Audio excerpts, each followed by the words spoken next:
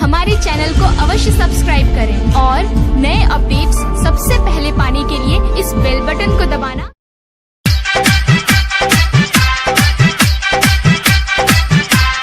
Music director DJ coffee.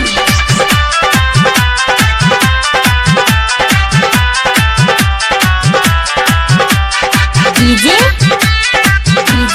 कादर हर्षिदी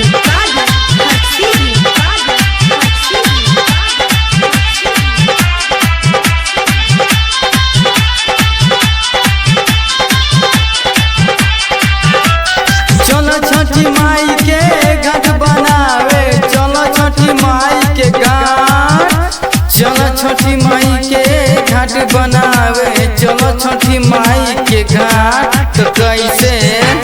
तो कैसे चल जाए हाली हाली होई छठ घाट के तैयारी।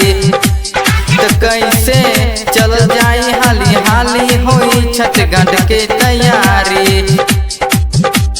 चलो छठी माई के घाट बनावे, चलो छठी माई के घाट, चलो छठी माई के घाट बनावे, चलो छठी माई के घाट। तो कैसे चल जाए हाली हाली होई छठ घाट के तैयारी। तो कैसे चल जाए हाली हाली होई छठ घाट के तैयारी। डीजे कादर हर्षिदी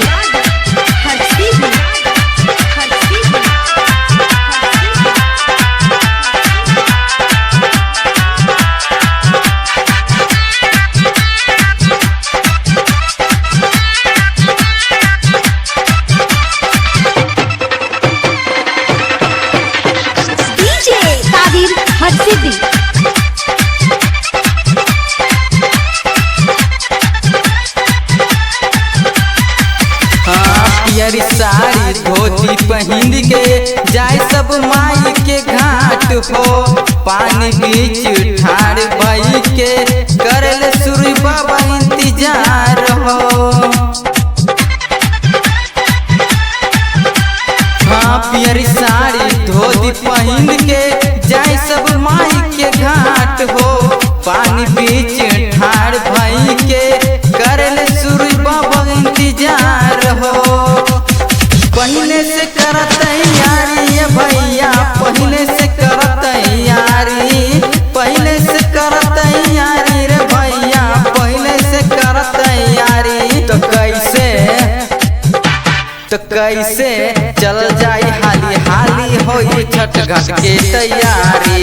तो कैसे चल जाए हाली हाली होई छठ घाट के तैयारी। डीजे कादर हर्षिदी